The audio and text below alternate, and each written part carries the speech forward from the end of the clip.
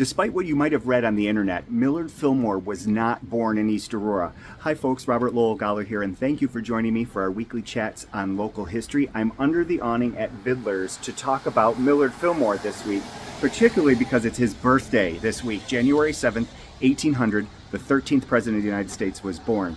But there are some sources on the internet that claim that he was born in Aurora, East Aurora, New York, when in fact he was not.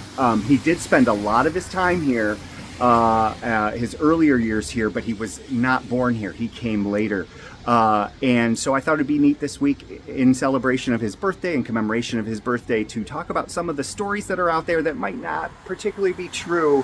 Some of the legends of Millard Fillmore, the 13th president, that might not exactly be true, but they take on truth because they've been repeated so many times. The main one that I've seen on the internet fairly recently, repeated over and over again, and is that Millard Fillmore was in fact born here in East Aurora. And what might have happened is there might be a mistake between the Aurora, New York, which is in the Finger Lakes region. I've written about this in my book, Who Put the East in East Aurora, if you want to know more about the two Auroras in New York State. He was born in Moravia, New York, in the Finger Lakes, very close to Aurora, New York, the village of Aurora. And his family moved here first. His parents, his uncle, moved here to what is today East Aurora. It was known as Auroraville and Aurora before becoming East Aurora much later. And he followed them. He actually walked from central New York here to what is today East Aurora, and in 1820. And then in 1826, he built his honeymoon cottage, which was here on Main Street and now is a national landmark, historic landmark museum on Shear Avenue. It had been moved there in 1930, and you can tour it, hosted by the Aurora Historical Society on Shear Avenue. But he started his law career here in the village of East Aurora on Main Street. And the reason why I am under the awning here at Vidler's is because you can see behind me there's a plaque actually in the window denoting where his law office was. It burned in 1904, and so he opened his law office here in the 1820s. And he just so happened to live across the street where this blue building is today. It's a law office today, but his house was there, and it was first moved to the back of the property, and they built a theater in that building, and they called it the Millard Fillmore Theater. And the house was first moved to the back of the property in the 1910s, and then it was moved down to Shear Avenue by Margaret Everins Price.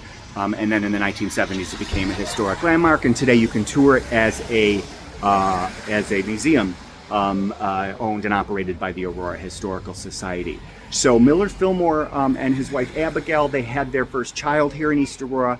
He started his law career here in East Aurora, right here on Main Street, right behind me. Some of you might remember, this hasn't always been Vidler's. This is the first annex of Vidler's. And this was the Max Cadet store, the tailor men's clothing store here in East Aurora, Max Cadet. Some of the folks who've lived here a while might remember it as that. But this section of Vidler's was where Millard Fillmore's law office stood until the building, at least 1904. Millard Fillmore actually started his law career here, but he also started his political career here in East Aurora while he was here, perhaps sitting on the porch of his law office. And I often joke that because his house was just across the street, that Mrs. Fillmore, Abigail Fillmore, she actually taught school in the front room of the house when it was located there, making history as the first lady to have a job after marriage, that she could keep an eye on him while he was working, and then if he wanted to go home for lunch, you just have to go across the street. But this was Millard Fillmore's world while in East Aurora. They only lived here till 1830, so he was here from 1820 to 1830, about a decade, and then his house, built in 1826, they only lived in it for about 4 years. Then he leased it. So he started his political career here by running for assembly while he was here at New York State Assembly, and then he went on to become a congressman. But he had moved to Buffalo he and his family moved to Buffalo in 1830. So he was here for a very short period of time, relatively speaking, 10 years out of his more than 70-year life, and not born here. His parents continued to live here. His father was a prominent citizen. They lived out on Lapham Road. And in fact, a lot of my research that I've talked about previously is that he was the only sitting president, I believe, to have visited East Aurora, to have stepped foot in the town of Aurora. He was on a tour of New York State as president and was in Buffalo. And the news accounts say that he took a little private trip down to Aurora, here in East Aurora, to spend the Sabbath, to spend a Sunday after this long trip across New York State on a train and a boat through Lake Erie to come visit his father, spend the Sabbath with his father. So I believe he was the only sitting president to ever have stepped foot in the town of Aurora. We've had former and future presidents come here as well. So even though he had moved to Buffalo and done all these things in Buffalo and then went to Washington as vice president and then president, he still kept ties to East Aurora through his family. And actually his family is buried in the Pioneer Cemeteries. If you go down this street here, Temple Place, at the end is the Pioneer Cemetery, and Millard Fillmore's family is there. So that's a long story to tell you that Millard Fillmore, although he was not, that he had some very important things and was very prominent here in East Aurora as a village attorney, a village lawyer. He was not born here, as what you might read on the internet. Another thing that you might have read about Millard Fillmore is that he had the first bathtub in the White House. That is not true. Actually, that was a planned hoax. A journalist named H.L. Mencken had written in 1917, so years after Fillmore was in the White House and years after he died in the 1870s, H.L. Mencken wrote in the New York Evening Mail all about the origins of the bathtub in the United States. And one of the claims was that because more traditional health officials and health prominent health care folks were saying that they were kind of debunking the health benefits of bathing and actually saying that it might be dangerous for you. And so as part of the story was that Millard Fillmore visited a place that had a bathtub and that he agreed to have one installed in the White House. And as a result of having the first bathtub put in the White House, all these hotels across the country decided to start installing bathtubs. Problem was, it was meant to be a joke, and actually years later, H.L. Mencken said that he couldn't believe the number of people that had believed the story because it was so far-fetched. He believed anyway, but it wasn't. Sort of a War of the Worlds situation where it was meant to be a fake, but it turned into a lot of people believing the story, even though it was far-fetched. As a result, though, Millard Fillmore has been associated with bathtubs, strangely, even though he wasn't the first one to put a bathtub in the White House. In Moravia, New York, near his birthplace, they had, or they may still have, I haven't looked up if they've done them recently, but they had a tradition of having bathtub races down the middle of the main street in celebration, sort of embrace this hoax. So Millard Fillmore is associated with bathtubs, even though he had nothing to do with the first bathtub in the White House. Another story that's quite interesting, but has been proven untrue, is that Queen Victoria said that Millard Fillmore was the handsomest man she had ever met. Now, Millard Fillmore, after he was president, he actually took a trip to Europe and went through England and actually met Queen Victoria on June 12th, 1855. That's documented in newspaper articles. What's not documented in contemporary sources then is that that Queen Victoria ever said that he was the handsomest man she had ever met. Somehow the story, she might have said to somebody that, oh boy, he is handsome.